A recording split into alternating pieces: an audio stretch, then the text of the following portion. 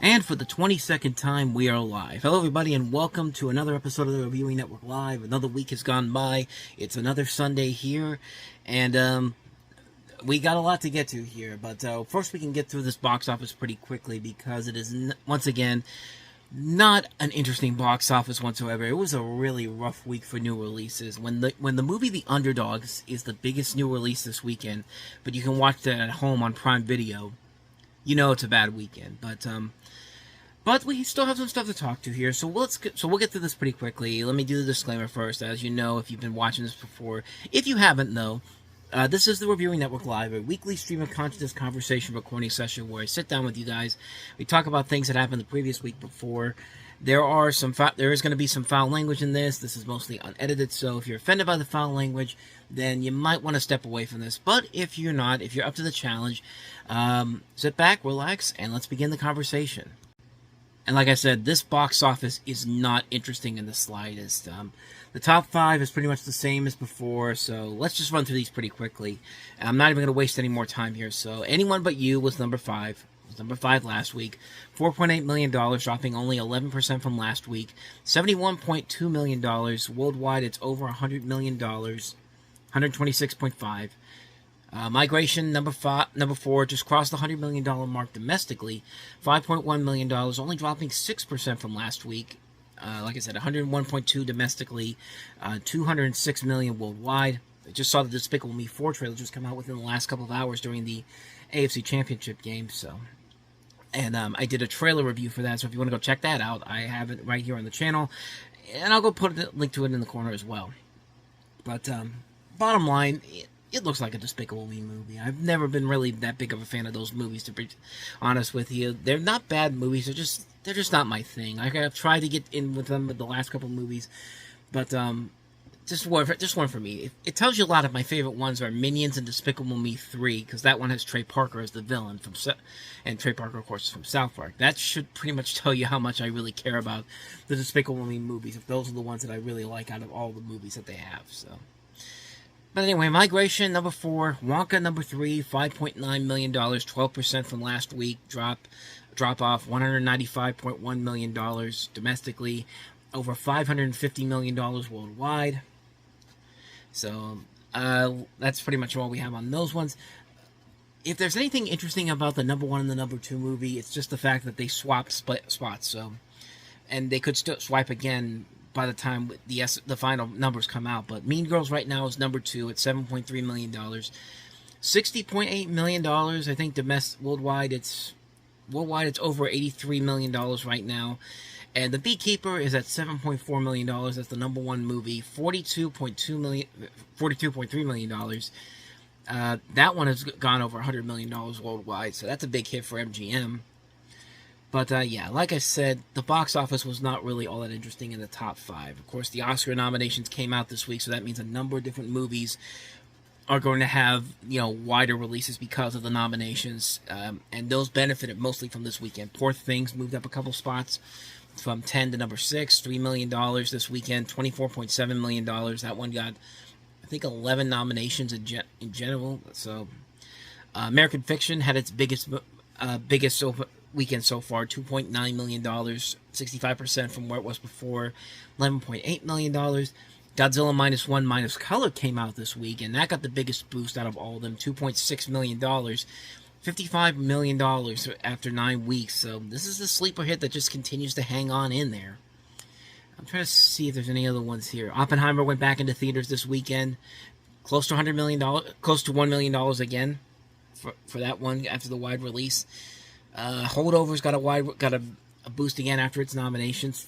$500,000. Kills of the Flower Moon got a boost back into theaters again. Not a whole lot there in terms of money wise, but it moved back up.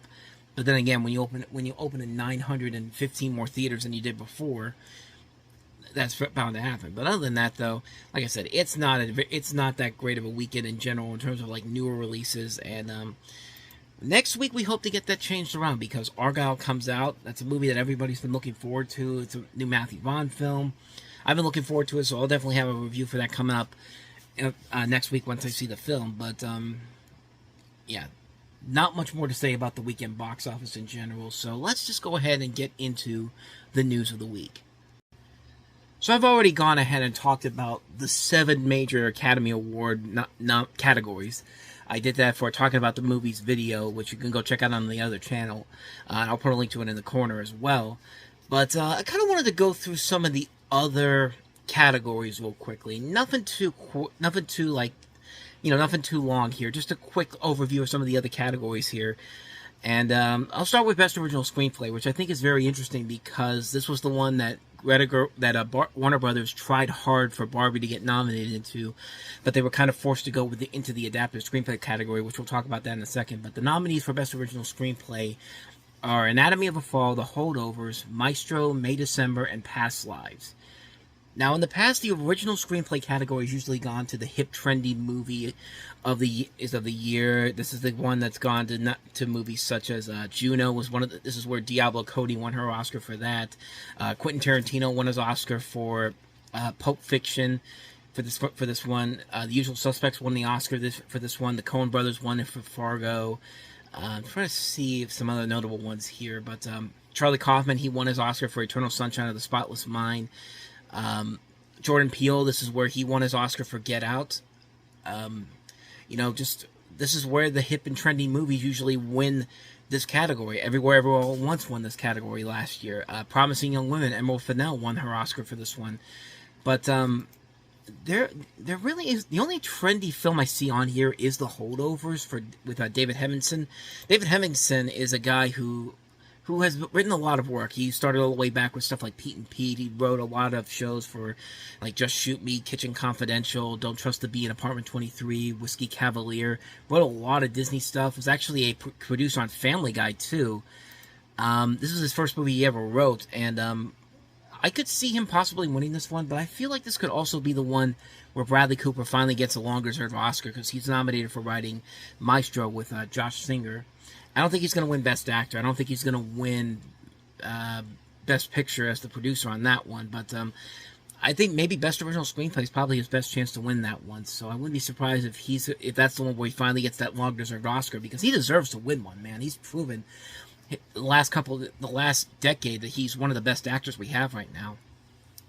So Best Adapted Screenplay, a lot of the trendy movies in this category: American Fiction, Barbie, Oppenheimer, Poor Things, The Zone of Interest. Oppenheimer, I think, is the one that's that probably would win it, except Barbie is in there too, and because Greta Gerwig didn't get nominated for Best Director, I feel like that might be the one where she might win that one. So Oppenheimer's probably going to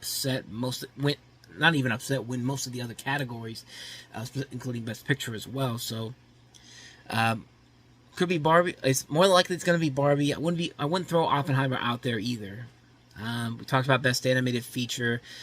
Documentary feature film and animated short film are the two that I really have a problem with, mostly because nobody really has seen a lot of these documentaries and short films that were nominated, but the two most notable ones in those categories, the Michael J. Fox documentary didn't get nominated. Once Upon a Studio didn't get nominated. I was like, why are we not nominating these? Why?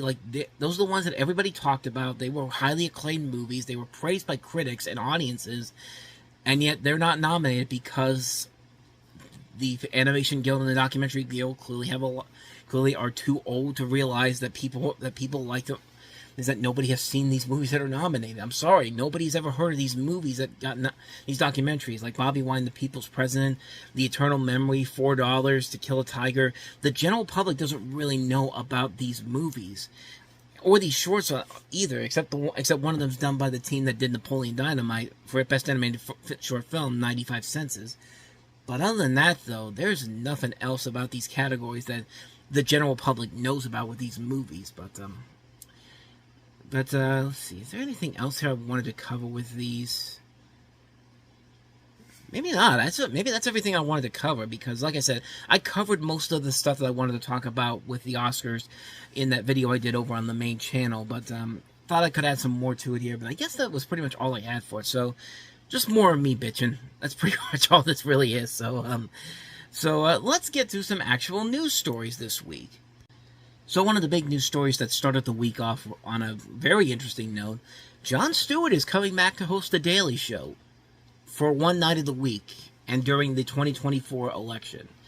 The story is that Jon Stewart is back at The Daily Show after a year-long search for Trevor Noah's replacement. The longtime host and Noah's predecessor has agreed to return on Monday nights throughout the 2024 election. The new setup as a major coup for the show on Paramount is set to begin February 12th. For the remainder of the week, Comedy Central will rely on a team of correspondents, which are likely to include the Daily Show correspondents Jordan Klepper, Desi Lydic, Ronnie Chang, Michael Costa, and Dulcie Sloan.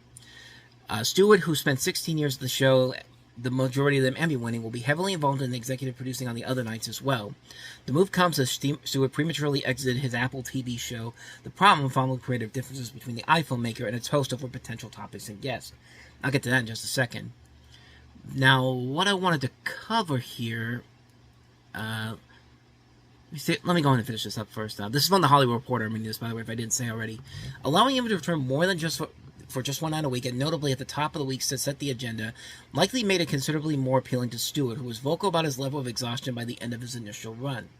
Although, unlike his Ernest Apple Show, which is conceived as a current affairs series that tackles a single issue or problem every episode, the Daily Show platform allows him to be more topical and thus more relevant, particularly as the election cycle heats up.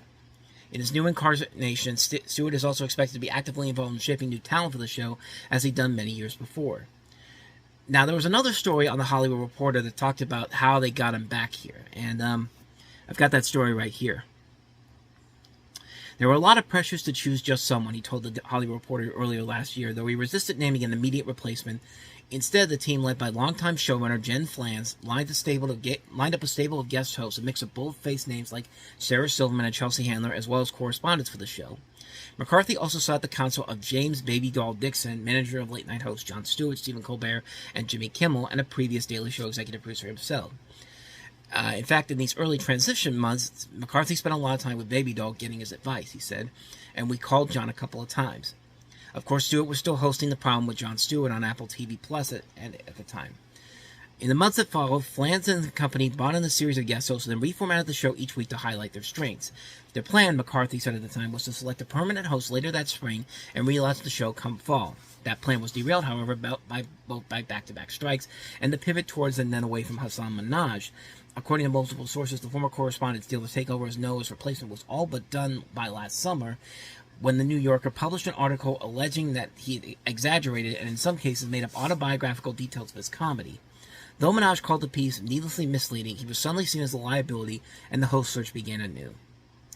By all accounts, patience at the show was wearing exceedingly thin. In fact, when The Daily Show with Trevor Noah picked up a surprise Emmy just a couple weeks ago, recently departed correspondent Roy Wood Jr. could be seen on stage mouthing, "Please hire a host. I probably shouldn't have done it, but this has gone on for too long. Get it together." Behind the scenes, McCarthy was trying to do just that. Then on the morning of January 24th, insiders say that he beckoned the Daily Show staff to the office, ostensibly to celebrate the Emmy win. Once they were gathered, McCarthy brought out Stewart and revealed the bombshell news. That news of his hiring had been kept so tightly guarded is a commentary of how small Stewart's inner circle is. Many believe that the latter is simply his wife and Dixon. So basically what they did was, I think they waited to see if Apple TV Plus was going to let him go, because basically they talk about in this article too, how he was basically let go from that because the show ended because there was a lot of creative differences between the iPhone maker and Apple and Jon Stewart, who was a born provocateur and arguably the country's most foremost political satirist over potential topics, specifically China. So yeah, when that became available, he basically just became available to come back to The Daily Show. And I personally like this move because I've said it before when I talked about the show being canceled. I've been a big fan of Jon Stewart's all my life. Like, he is very funny, and he does speak the truth when a lot of late night hosts nowadays want to just be that wacky funny guy and when they try to be political and all that, they get way too one-sided on so many different things that it just isn't really funny anymore. Like, Stephen Colbert and Seth Meyers are the only two real late night guys now that really are not afraid to lambast whatever side they're on, but they're not trying to be so one-sided and not funny at the same time. They are both still very funny. And seeing Jon Stewart come back to this and hopefully being kind of being the guy that helps to launch the next generation of the Daily Show, I think is a good move on their part. I think it's a great way for the Daily Show to regain some traction. Not to say the show had lost any traction beforehand, but I just think it's really interesting that they waited this long to get him back, and so waiting for him to something to happen and get him back on the show. And this is the end result of it. And I think it works out very well. I think this might definitely pan out very well. It's only once a week, so I really don't think it's going to be him eventually taking the job. If he ends up taking the job full time, I don't know how I'll feel about that. I feel like a lot of people would feel like the last couple of years were a waste of time because Trevor Noah really left, and then you wasted 2 years of it and these correspondences' lives trying to figure out whether or not they had the opportunity to take this job or not. Sorry about that. If they were able to take this job or not, and then you say that we're just going to keep Jon Stewart in there, just like I would feel offended if I was waiting there for 2 years to see if I had a chance to replace this guy, and then something like that happened. But I hope hopefully this will not be the case. I hope they do have a plan of getting somebody to eventually take over this job going forward. But we'll see what happens. It's a very interesting scenario. This whole setup is, so definitely very curious to see how this one pans out. Bottom line, Jon Stewart, I'm glad you're back, but yeah, we kind of need your voice right now, man, because it's just going to get crazy this election cycle. I just know it, but I digress. So let's go ahead and move on to our next topic. So one of the other big news stories this week, probably the biggest story in the movie world this week, is that Universal is working on another installment of the Jurassic Park series. It's been 2 years since the last Jurassic World movie, Jurassic World Dominion, and Universal is keeping its biggest franchise out there. It's not going to be trapped in amber for too long. This is once again from The Hollywood Reporter. The studio is deep into the development of an all-new Jurassic World movie and has David Coop back at the keyboard. Coop was the original writer of Jurassic Park as well as the sequel, The Lost World. The project, which had been flying under the radar, is far enough along and the script is in a well-liked shape that the studio is whispering a possible 2025 release date. There is no director on board, but Frank Marshall is back producing, as it is another Jurassic vet, Patrick Crowley. Steven Spielberg, of course, will executive produce through Amblin Entertainment. It's unclear what form the relaunch is taking, but it is known to be launching a new Jurassic era per sources with an all-new storyline, which seems to roll out the return of the characters from Jurassic World and Jurassic Park, which, that's fine with me, because as much as I like seeing them in Jurassic Park Dominion, like, I'll get to that in just a second here, but I feel like, yeah, you need to start it over again with the new fresh faces. The fact that it's being called a new Jurassic World instead of Jurassic Park may also be telling. That would suggest that the franchise is likely not taking a back-to-basics approach, but could be going to parts unknown. Jurassic Space, just putting it out there. That's what it says on here. I'd say go further than that. Make it a crossover with the Fast and Furious. I mean, come on. Jurassic Park, Fast and Furious, two of the biggest franchises Universal has right now. And you know what? I say do it. Let's make it happen, people. I had to pause it for a second because I'm watching the AFC Championship game right now, and it happened again. Last week, the Chiefs got a break on because the Buffalo wide receiver fumbled the ball out of the back of the end zone, and it just happened again with Zay Flowers. Like, this should tell you that I'm not recording this live right now. So that whole thing about me saying it's live right now, like, yeah, not really. But I just found that hilarious that Zay Flowers. The Chiefs had it happen to him again. Like, I can't believe this, but yeah. So I'm sorry about that. But yeah, like I said before, like if you really want to go out there with Jurassic Park, just cross it over with Fast and Furious. I mean, let's make that happen, people. Universal, you can make that happen. I guarantee you that will reignite both franchises if you do just that.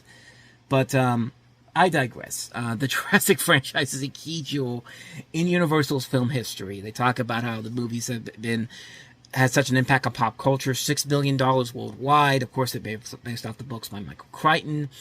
And, you know, when it comes to the Jurassic Park movies, I'll be honest with you, as much as I love Jurassic Park, I still think the original 93 Jurassic Park is the gold standard.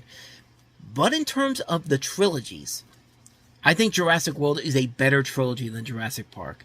All three films are entertaining in their own way. There's no horrible movie in there. Like The Lost World, I still think is one of the worst movies ever made.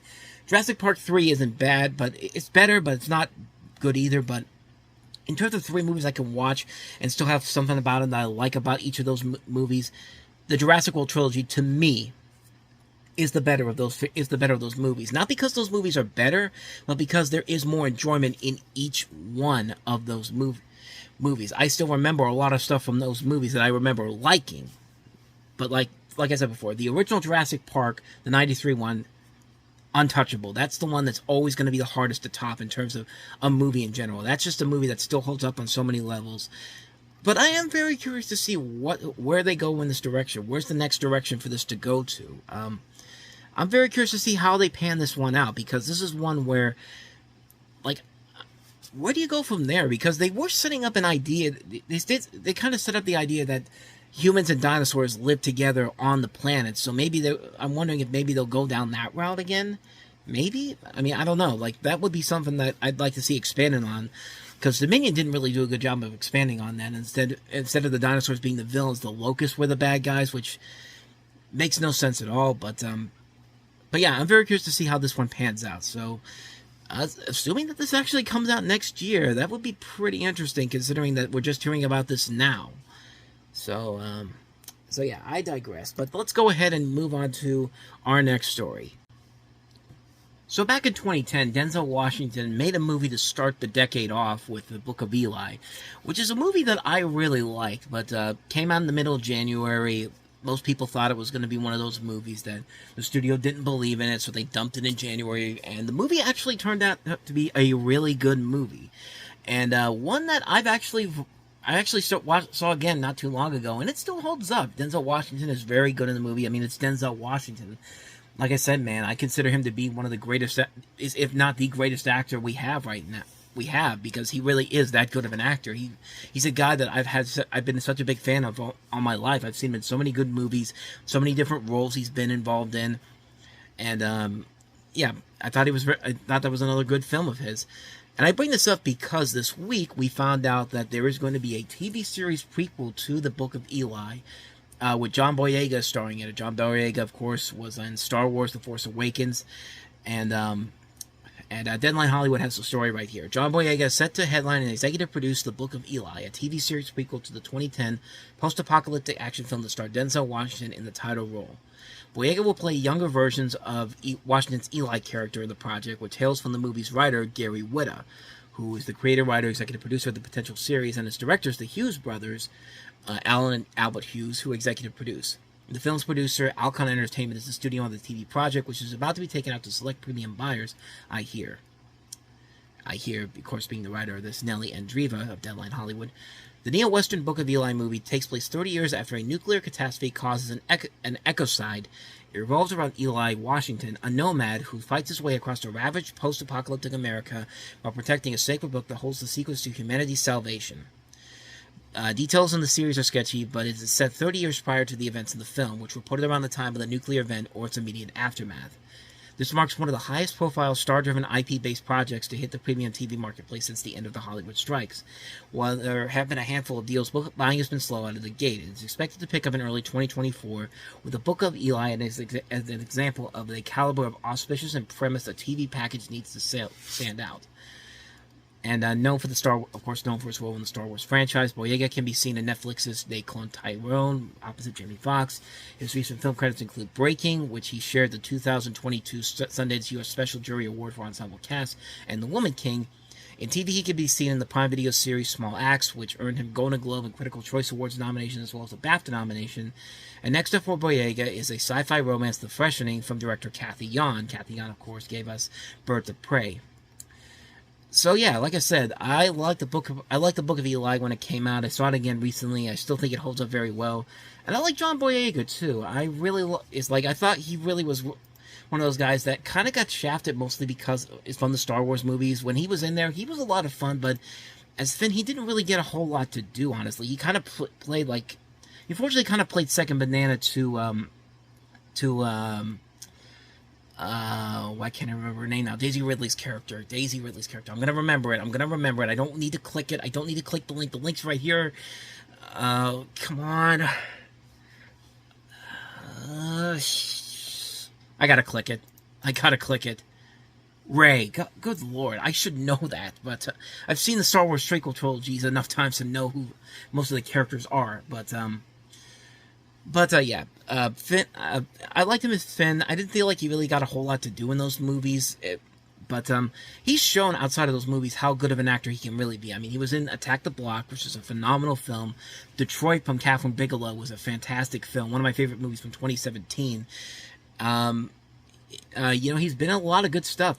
He's pretty good in The Woman King. I've seen him in a lot of other movies and TV shows. I think he really is he really is a good actor, and I really would like to see what he could do with this storyline here, with this. And it'd be interesting to see the prequel to this. Like this, as they say here, it takes place 30 years. In the movie, it takes place 30 years after the nuclear catastrophe, and now we're going to get to see what it looks like after the fact. So that should be something that should be very interesting to see. I wouldn't be surprised if I'm shocked HBO isn't on this already, considering it is a Warner Brothers project. But then again, it's Warner Brothers. I mean, if they had it, they probably would sell it off to someone else for half the price, for double the price anyway, because that's just how David Zaslav likes to run the studio. But yeah, nothing much more to say about this one, except I'm very interested to see how this one pans out. Book of Eli prequel with John Boyega should be very interesting to see indeed. So, speaking of, they talk about how this is one of the first major, big deals to come out of after the Hollywood strike. We have another update on another one that we talked about not but last week. So last week we talked about how Ryan Coogler and Michael B. Jordan have a secret project going around, and we talked about what that supposedly was going to be. And now, 1 week later, we've got some big updates on who might be coming close to really putting a chance to get this movie in their hands. Once again, this comes from Deadline Hollywood, and they talk about the studios that are involved in possibly getting this project. And it says here, it looks like it's down to 3 studios on the year's hottest auction, the untitled genre thriller that will reunite writer-director Ryan Coogler and Michael B. Jordan. Sony, Warner Brothers, and Universal are battling it out for a deal that would allow Coogler to start the production this summer. It also might portend a longer relationship for the hitmaker with Hart filmmaker and his Proximity Media. Coogler's script is a period genre film that is a true star vehicle for Jordan, who has worked with the director on Fruitvale Station and the Creed and Black Panther franchises. The numbers being thrown around for worldwide rights are large, but not out of line given the commercial track record of both men. The budget is around $90 million. And Lamar Jackson just threw an interception with 3 Chiefs defenders in the end zone. You're down 2 scores, man. You've got to be smarter than that. And there's less than 6 minutes left. I'm sorry, I keep getting distracted by the game here, but it's just stupid decisions, man. Stupid decisions. But the one thing I wanted to bring up here with this story is that in this story in particular, it does not mention that it's a vampire film. The title of this says it's a vampire film, which you hear that Warner Brothers and Sony and Universal are in the mix here, and Universal, they're just on a vampire kick right now. I mean, really, think about it. Last year, what did we have? We had Renfield. We had The Last Voyage of the Demeter. We have another vampire film from Universal coming out this year, which is Abigail, which actually looks pretty cool. It's done by the people who work on the recent Scream films. But yeah, Universal seems to be on this high kick of vampire films, even though they have not been big box office hits. Renfield wasn't that great of a movie, but I really like Last Voyage of the Demeter, so part of me is kind of wanting them to pick it up, but according to the story, it says that Warner Brothers supposedly has the edge, which kind of makes sense. I mean, Creed 3 comes from Warner Brothers and MGM, and that was the big hit for them, and Michael B. Jordan's a big draw there, so it would not surprise me if that is the case there, if they get it. Sony, I don't know about Sony. I mean, Sony could be interesting too. Sony actually has been on a roll as of late in terms of their movies. So either one of these studios, I hope someone picks it up because it does sound like a really cool concept in general. And one hoping that this actually goes through. I'm very curious to see which studio actually gets it though. So again, not much more to say about this one. It was just kind of a quick story there. So let's go ahead and move on to our next topic here. So we're just about to come to the end of the first month of 2024, and a couple of things have come out, notably a couple of streaming series on Amazon Prime, Peacock, Netflix, Hulu, Disney Plus, and there was a couple of ones that I wanted to talk about for a little bit, and I finally got a chance to watch some of these shows and movies that I want to delve into here. So here are 3 different quick little reviews for specific shows and movies that I wanted to talk about for a while now, and starting off with probably one of the most anticipated shows of the year for me, and that is, of course, the return of our good friend Ted the Bear, Seth MacFarlane's character Ted. After the first 2 Ted movies, we finally get the 3rd installment of the Ted series, which actually is a prequel to the original movies, and is a series, of course. This, of course, takes place between the events of 1993 and 1994, and between the opening sequence and the main plot of Ted, and depicts the early lives of Ted, played by, once again, Seth MacFarlane, and a 16-year-old boy named John Bennett, who, of course, was played by Mark Wahlberg in the original movie, and is now played by Max Burkholder. And in addition to John and Ted, the Bennett household includes John's father, played by the criminally underrated Scott Grimes. I mean, really fantastic actor who's worked with Seth many times in the past. And his mother, Susan, played by Alana Eubank, great voice actress. And her cousin is his cousin Blair, who is living with them while they attend a college nearby. And Ted is soon forced to attend school with John, getting him bullied and in all sorts of trouble, and of course the hilarity ensues from there. And man, I could not imagine how much I missed Ted so much. I mean, Ted 2 was not a great movie. I love the first Ted so much, but Ted 2 was not great, but I have kind of a soft spot for it because I love the character of Ted. I love the camaraderie between him and Mark Wahlberg's character in those movies. They were just both very fun. They were both very fun characters in general. They were a ton of fun to be around in those movies. And so when I heard about this, I got excited for it. And man, I miss these guys. So I miss this character so much. I love this show, man. Like this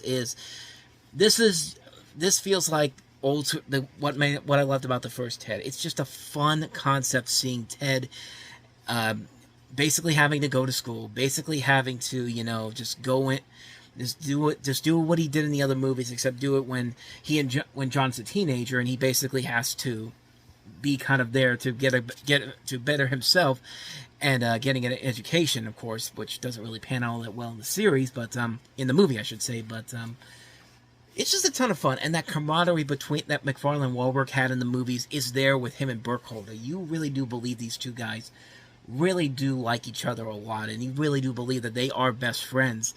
And the adventures they go, and not just them, but the family as well. This is a really fun family to watch, and I didn't think you could replace great actors like really good character actors like Ralph Garman and Alex Borstein from the first movie. But Scott Grimes and Alana Eubank do a pretty good job of handling these roles. Like I said, Scott Grimes is a terrific, underrated actor. I mean, he's, of course, Steve on American Dad. He's a damn good musician, too. Like, if you haven't heard the song Living on the Run by him, go out and listen to that song. It is so damn good. He's great on The Orville. He was on ER for the last couple of seasons. He was good on that. Like, he's a really good actor. And Alana Eubank's a great voice actress. I've heard her in a lot of stuff. And, the actress who plays John's cousin, Georgia Wiggum, she's really good too. I've never seen her in anything before. I've never seen her in the 13 Reasons Why. Oh, she was in The Punisher too. I didn't know that. That's the only thing I've ever seen her in. That and also The Orville, where she had a couple of cameos in there. But she's really good in the show, and she has as good of a chemistry with Ted as he does with John in the show, which I think is very well done. I think it's a really great balance in general. That writing and top-notch comedy that Seth MacFarlane usually brings to this. This is prime Family Guy stuff again. Yeah, like when Family Guy actually was revolutionarily funny. Nowadays, it's just kind of like here and there, it's kind of funny, but nothing too like amazing like it was in the early years. I also like that the show there's just so many great moments in there that are just so laugh out loud funny. I saw the clips online on Twitter and all that, and just like there's a lot of great moments there. There's a great hilarious bit where John and Ted are smoking marijuana for the first time, and I guess Blair finds out that they're doing this, and Ted's just like, I think we just all need to calm down, take it easy, and just runs out the room like he's running away from the cops or something. And just the way he runs, like I saw a lot of memes going on online with that. I did one myself where it's the Speed Racer music as he's leaving. It's like like that type of stuff. Is just like, it's just very well done. It's really, really good stuff. But, that is just one of those shows that's just like, I'm loving it, man. This is one of my favorite shows of the year, and it's mostly because of my love of the character and the fact that it's still really funny stuff. It's still very, very funny. Like, this feels like a return to form for Ted after the second movie wasn't as good as it should have been. But this could be a show that really jumped Peacock to another level. Like, this is A lot of people were upset that, the NFL wildcard game was exclusive to Peacock. But if it gives people a chance to check this show out while it was on there, like, I think it was all worth it when it was all said and done. Because you know what, it's a great show, man. I can't recommend the show enough. If you love Ted, if you love is really good Seth MacFarlane comedy at its best, this is definitely something that you need to see. Like, I highly recommend this show. Ted, great show. Can't recommend it enough. Definitely worth a watch. Get it on Peacock. So, not with that said, on to show number 2. Another one of the shows that were coming out that I was definitely very curious about was Hazbin Hotel, which of course is based off the pilot episode that aired on YouTube a couple years ago, and became kind of a little bit of a cultural phenomenon in its own right before it eventually got made into a TV series. Now, if you don't know what the show is about, you have this woman, Charlie Morningstar, who's the princess of hell on her quest to find a way for demons to be rehabilitated and allowed into heaven. So she opens up a rehabilitation hotel called the Hazbin Hotel, which offers demons a chance at redemption. And of course, with a show like this, chaos and hilarity ensues. Now, we've had a couple of shows in the last couple of years that were very dark in terms of, like, going all in on the elements of hell and all that. 2 really funny shows, Little Demon, and of course last year we had Praise Petey, and this one is easily my favorite of the bunch, mostly because I saw the pilot episode a couple years ago on YouTube, and I was just like, this was a really fun idea, and the animated series finally comes almost 5 years later, and it does not disappoint at all. This is a really damn good show. From an animation standpoint, from a writing standpoint, a directing standpoint, a musical standpoint, everything about this show just works. It's so in your face. It's so over the top. The designs of this world are incredible. You do really like these characters a lot. And such a great cast. You got Stephanie Beatrice, of course, from Encanto and Brooklyn Nine-Nine. Alex Brightman, who was in School of Rock and Beetlejuice the musical, both the musical adaptations of those. Keith David. Keith David gets to sing again. Like, if that's not enough to make you want to watch the show, I don't know what is. And of course, it's always nice to see Kimiko Glenn whenever she's anything. She's become one of my favorite voice actresses. Anytime she's on anything, it's just like, I'm there, man. Just Charlotte is played by Erica Henningsen, who was actually in the Tony version of Mean Girls, the original version of Mean Girls, not the one that not the movie that just came out, but the musical version of Mean Girls when it was on Broadway. But just fantastic. I don't really have too much more to say about this one. It's just like everything about this show is just a ton of fun. Like, it's only been a couple of episodes. Only about 5 of them have been released. Actually, 6. No, 6 have been released since the time of this recording, and it's just like, it's amazing, man. It's just such a ton of fun. Vibrant colors all around. Great music, great voice work, great animation. Just everything about the show just works so well, and it's like this is something that you can easily get sucked into pretty quickly if you go into it with the right mindset, which I know I did, but I freaking love this show, man. I loved everything about it. I love the other show that she did, Hell of a Boss, which was also on YouTube as well.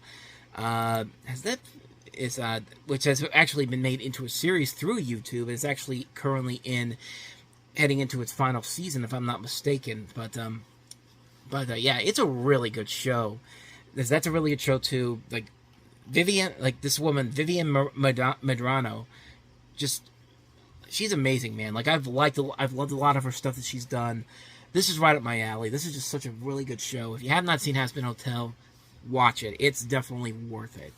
So let's go ahead and take a look at one last thing I wanted to cover on here. And the last thing I wanted to cover was actually another one of the South Park Paramount Plus exclusive movies, which literally came out of nowhere. I mean, quite literally.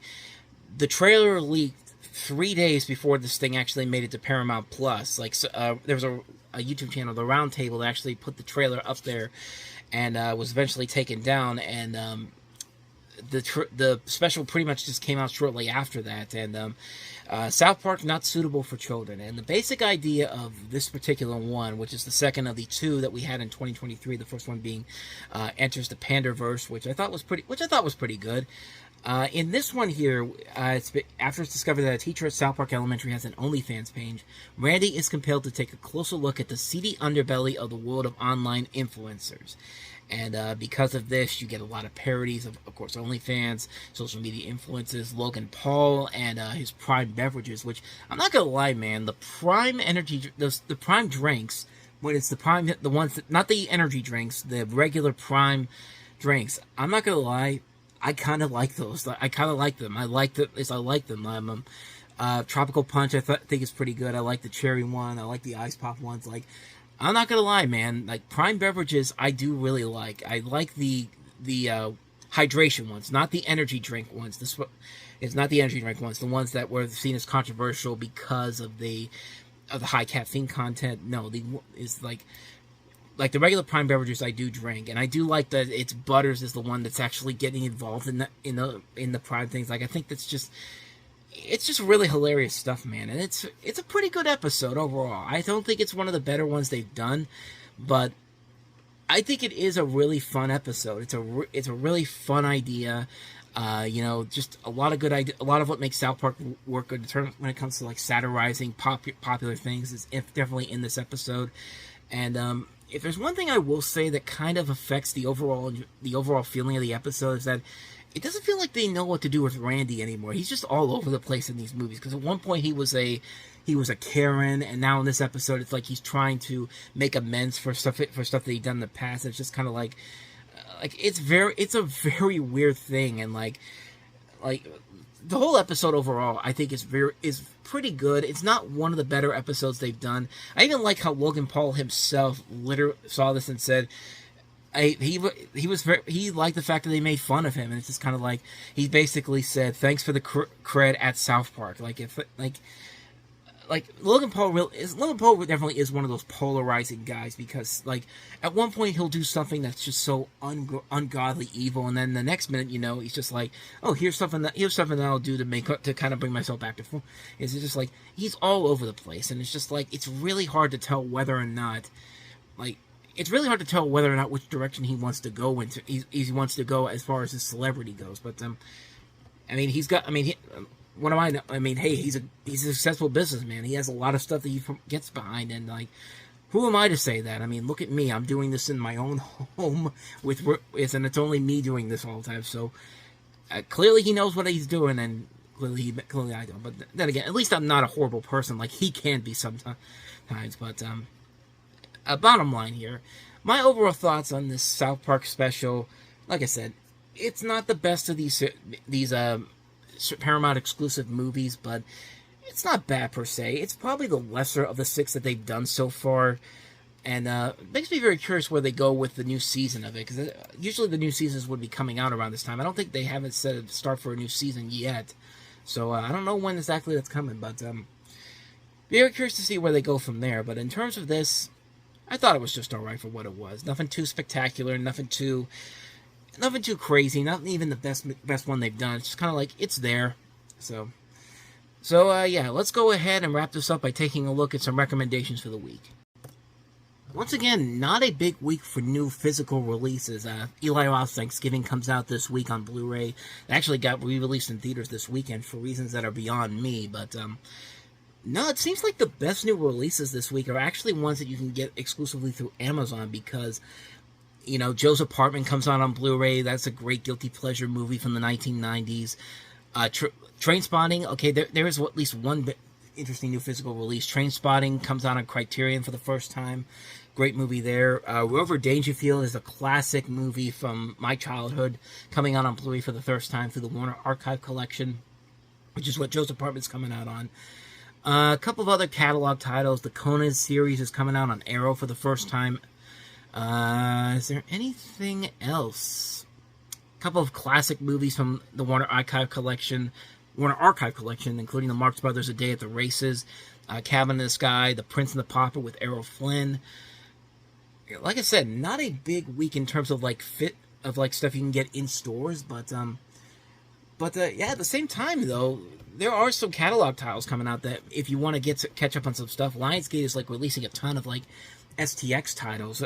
If you haven't gotten them the first time around, there's a couple of decent, really good ones there. The Gift, Very underrated movie directed by Jason Bateman and Joel Edgerton. I think Joel Edgerton directed this one, if I'm not mistaken. Let me just double check to make sure. It's either him or Jason. Yeah, directed by Joel Edgerton, which is a really good underrated film that came out in 2015. I'd say definitely check that one out, but if you haven't gotten it already, it's getting re-released this week. The Edge of 17 is getting a re-release, but other than that, though, everything else is like, titles that you really should not rush out to get, like Happy Time Murders, I Feel Pretty, The Space Between Us, Bad Moms, Free State of Jones, Secret in Their Eyes. Not a good assortment of other SDX titles, except for the two I mentioned, The Gift and also The Edge of 17. Now, in terms of new stuff coming out on streaming this week, there is a lot of cool stuff that's coming out this week. Just this past Thursday, there was a show on Netflix that dropped called Griselda, which is basically the story of the notorious Colombian drug lord Griselda Blanco, with Sofia Vergara starring in it. And I've only seen little bits and pieces of it, but man, Sofia Vergara on the show, like, this is great stuff. This is really great stuff for her. This is one of those shows that's just like. If the show might be a little bit generic, but you know what? She's the one thing that would keep me watching this show going forward. I'm only seeing one episode. I haven't gotten a chance to see the entire show yet, but man, the first episode was pretty fun in general. I can't wait to see the rest of this one. But also this week we have a new show coming out on Amazon Prime, Mr. and Mrs. Smith with Donald Glover, and Maya Erskine, which is based on the 2005 film. And the little bits and pieces of the trailers I see from it have some promise to it. So I don't know I don't know how good that was going to be yet, but the trailers definitely look promising. The one show I'm definitely looking forward to that comes out this week, and it's going to be on FX, is Feud. Is Capote versus the Swans. I talked about this in I haven't talked about this on here, but man, I'm really excited for this show. It's the second season of the Feud anthology series, with the first one, of course, being the one with Betty Davis and Joan Crawford. It's been a while. It's been so long since it's been 7 years since that first season came out, but we finally get a second season, and man, the cast alone in this, you have the story of Truman Capote destroying his friendship with the jet-setting socialites of New York City high society by writing a thinly fictionalized account of their scandalous and hedonistic personal lives in this novel, Answered Prayers. This caused all of them to vow to ruin his life in revenge. The cast alone in this is just... I haven't seen the show yet, but this show has to be good just because of the cast alone. Of course, you're going to have Jessica Lange, who's become kind of prominent in Ryan Murphy's material, but Naomi Watts, Diane Lane, Chloe Sevigny, Callista Flockhart, Demi Moore, Molly Ringwald, Tom Hollander, Treat Williams. That cast alone has to make this must-see TV for me, because like some of the greatest female actresses, some of the greatest actresses of recent years in this show, man. Just, I can't wait to check this one out. It comes out on Wednesday, so I'm definitely looking forward to checking that one out. So if you like it, if you liked the first season of Feud, we're finally getting that long overdue second season, and man, they got a stacked cast for this one, so I can't wait to check this one out. But other than that, though, that's going to do it for this episode of the Reviewing Network Live. But thank you so much for watching and listening. And if you want to see more videos like this on this channel, go ahead and hit the like and subscribe button. A new episode gets posted every Sunday, late Sunday, early Monday at midnight. And we are getting more and more viewers here because I've been adding more to the channel. I've been adding more discussions and trailer reviews. Thank you so much for those who've been coming around for those, because you know, we've been adding more of these as of late, and they've done pretty well. So thank you for liking those videos as well. But if you like what you see and you want to see more videos like that and these as well, like I said, hit the like and subscribe button. Check out the last episode we did. And thank you so much for watching. And I will see you guys next time for the next episode. We post every Sunday night, and like I said, every Sunday night, early Monday at midnight. So check it out there, and I'll see you guys for the next episode. So thanks for watching. I'll see you next week, and until then, we are out.